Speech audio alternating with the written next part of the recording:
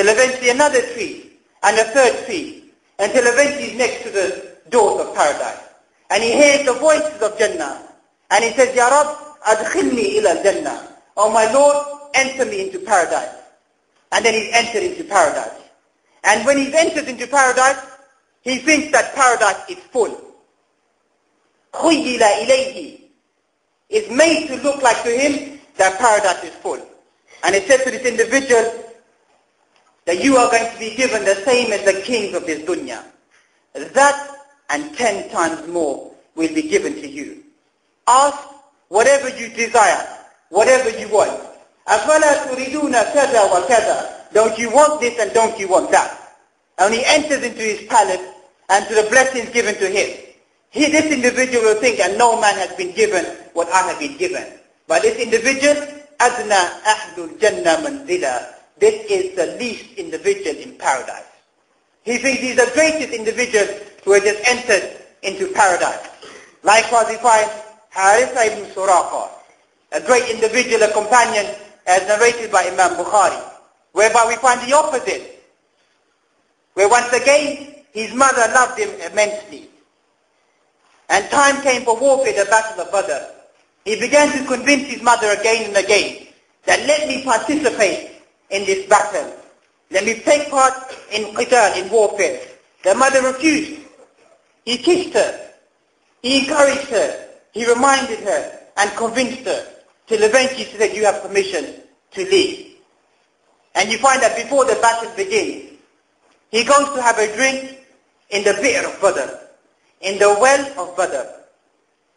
As he goes heading towards this bi'r, this well, another companion sees him going towards the well and takes a shot towards him with his arrow and fires the arrow into his neck.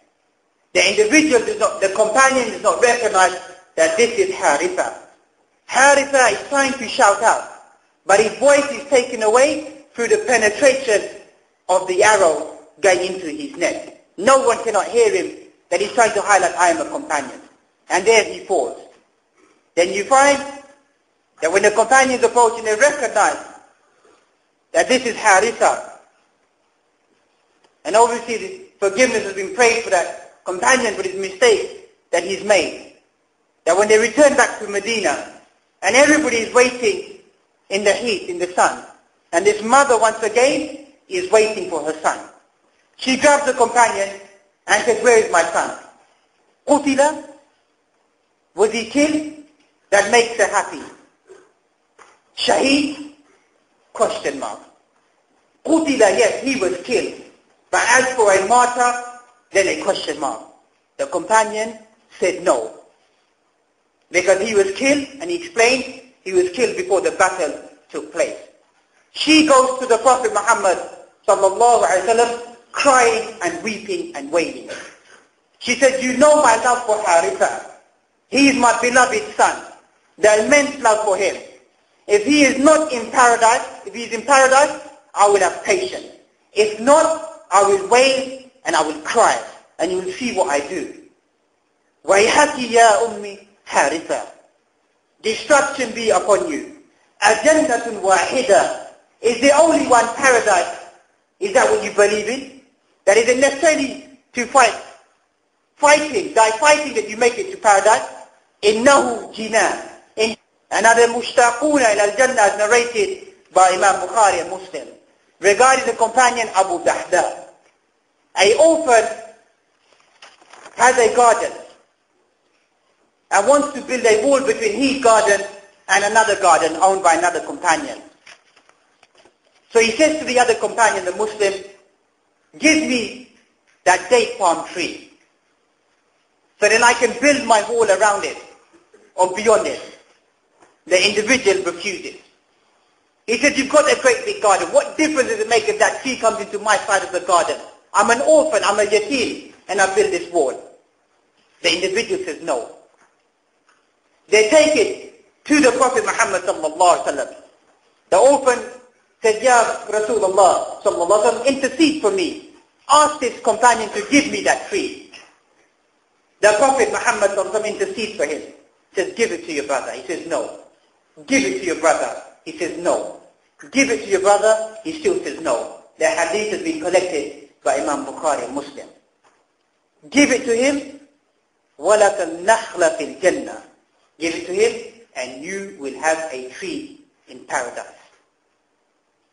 الْمُشْتَاقُونَ إِلَى الْجَنَّةِ. People have an aspiration for paradise. His companion said no. This companion said no. A tree in paradise. As we mentioned, 100 years for a swift rider to just go through the shade of this tree. Abu Dahdah thinks that what can I do to gain that tree in paradise? How about if I buy it from him? That's what he thinks. That individual doesn't want the tree in paradise, he wants something now. Commodity of this world. Abu Dahdah says to him, have you heard of my garden? Companion goes, yes. Yours is the garden with 600 trees, with the well and with the fountain. Who doesn't know about the garden of Abu Dahdah? He said, I'll give you all of my 600 trees and the whole of my garden. Just give me that one tree. And he says to the Prophet Muhammad sallallahu alaihi wasallam, will I have that tree in paradise? He says, indeed you will. Then he turns to the orphan and he says, this tree is for you. And he walks away. Abu Dahdah walks towards his bustan, his garden. His wife and children are inside the garden. He wants to enter into the garden and tell them to leave. But he doesn't have the courage anymore to say anything to them. So he shouts from outside of the garden, Ya Ummi Dahdah, Ya Umma Dahdah, أخرجي من البستان فقد بعته لقد بعته. O mother of Dahdah, come out of the garden. She found it quite strange. Abu Dahdah never shouts from behind the wall. Why did he want me to come out of the garden? Limadha? Why? I've just sold the garden. What? You sold the garden? For what? For a tree in paradise. What a successful sale you have made, Ya Abu Dahdah. Comes running out of the garden. Pull the children out of the garden. Abu Dahdah empties their pocket and throws the date back in the garden. Pulls the date out of the mouth of one of the children, throws it back in the garden and says, this does not belong to us because we have got the tree inside paradise. Because as we find in the hadith, a whip's place in paradise is better than the world and whatever it contains. So that's what these companions understood. Al-Mushtaquna ila Jannah. Fil ma'rikati Badr.